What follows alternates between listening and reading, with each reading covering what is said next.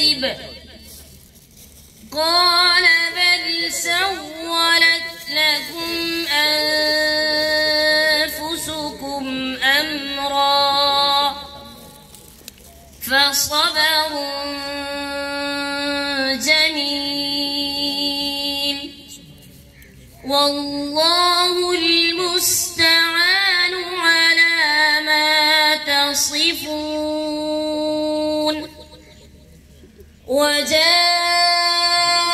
سيارة فأرسلوا واردهم فأدلى دلوه قال يا بشرى هذا غلام